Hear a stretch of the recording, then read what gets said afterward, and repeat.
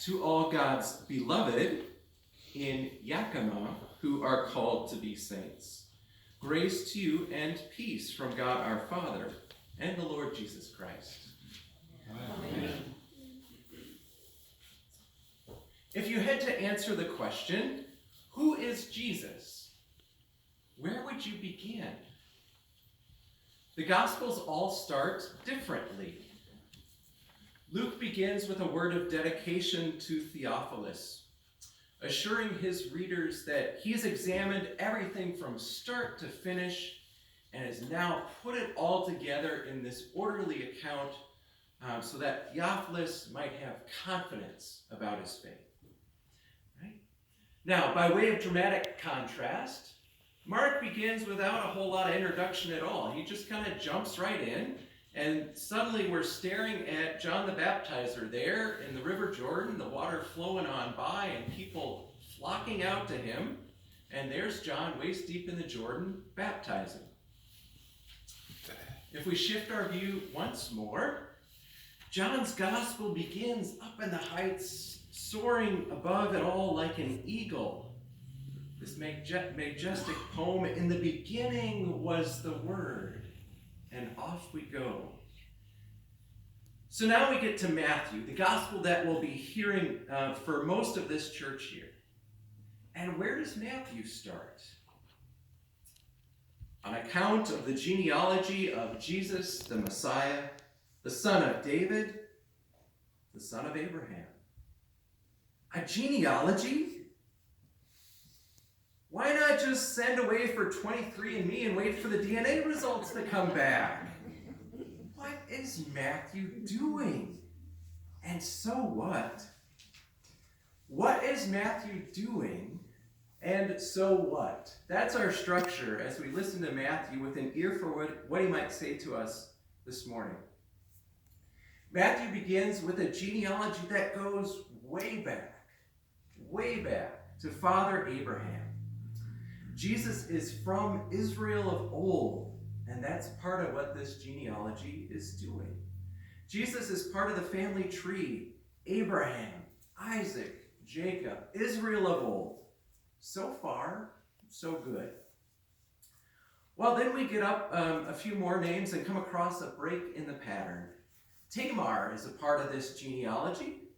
Well, that's a little bit different. And a little later yet, Rahab and Ruth. I wonder about that. Tamar demonstrates righteousness, fidelity to the Torah, even though her methods at first seem puzzling. And just as the sentence is about to be given as she's in her trial, Judah is forced to declare her innocence. She is righteous. A righteousness that is messy, a righteousness that is complicated, a sign of things to come. A sign of things to come. Salmon is the father of Boaz by Rahab. Rahab, too, is another example of unlikely righteousness. She's a Canaanite prostitute who saves Israelite spies who come to spy on the land of Canaan. Now, this seems like a very odd fit for a genealogy of Jesus. But yet it shows a sign of what his ministry will be about. Outreach to some of the most unlikely people who will prove immensely faithful. So now we jump forward a little bit to Ruth. This timeline that Matthew has is not exact. It's compressed and structured so that Matthew can make his point. Jesus is from Israel. Jesus is the legitimate king of Israel in contrast to the fraudulent Herod. So as we're moving on to Ruth, this is another interesting addition. She's a Moabite, a foe, an arch enemy. And yet, this Moabite, this woman foreigner, she does Torah. She shows hesed, steadfast love, to her mother-in-law, Naomi. Now, the story is told during the time of Ezra and Nehemiah. Ruth is written during a time of immense fear and anxiety regarding foreigners. So don't be lulled asleep here. Don't be deceived by what seems like a sweet tale of devotion. Underneath this is powerful polemic, a prophetic critique of politics of fear. The walls of division and discord that Ezra and Nehemiah seek to build between people, this is not the way of Torah. This is not the way of Hesed, not the way of God's steadfast love. So here in Jesus' DNA is love for enemy, Ruth, the Moabite. The people of Moab were to be exiled from Israel for 10 generations, according to Nehemiah. Ezra and Nehemiah love to talk about Torah. But look here. Look at this one.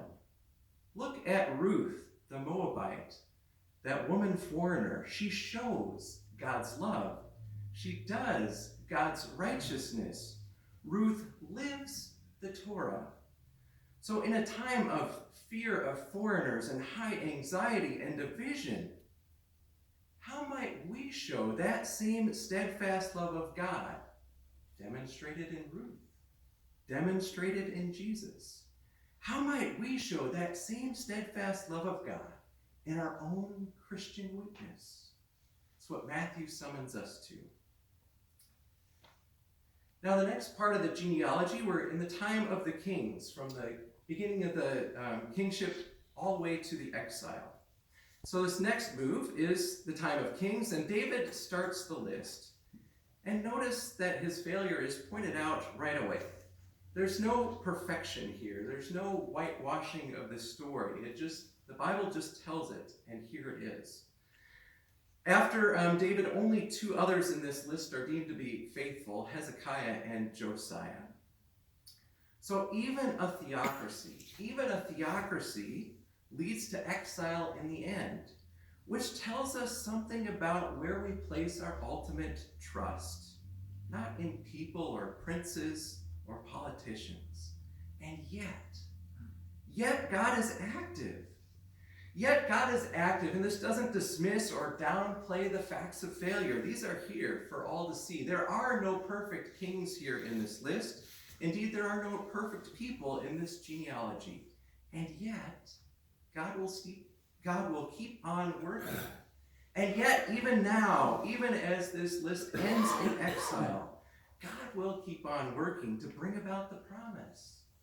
And so the hope for us and the truth for us this day is that God will keep on working even as we are here and now, even through institutions like governments and churches made up of a mix of faithful and faithless. The promise is coming. God is still at work. Now we move to this third part of the genealogy, from the ruin of deportation to Jesus. And my guess is probably you only know a few names on that list. That's okay. Here's a little secret. No one else really knows who these people are either, okay? Some of them are kind of one-verse wonders of the Old Testament, but for many, there's nothing really to go on at all. Nothing to go on at all. And I think that this, too, is helpful. Just hearing all those name after name after name. God's still working. God's still working. The promise is still coming. I think that's a promise for us, too. This is helpful. God can work with nobodies. God can work with nobodies to bring in the kingdom, to bring salvation, to bring Jesus. And since God did that, what's to say that God is unable to use us to do the very same? God can. God does. God will use you to bring Jesus, to bring salvation to the world. God's way of salvation and righteousness works in ways that we wouldn't catch at first. That's what this genealogy is up to, through saints and scoundrels, through people famous or infamous or unknown altogether. God makes good on God's promises of old. God is at work here and now. God refuses to give up. Jesus is risen, alive, present with us.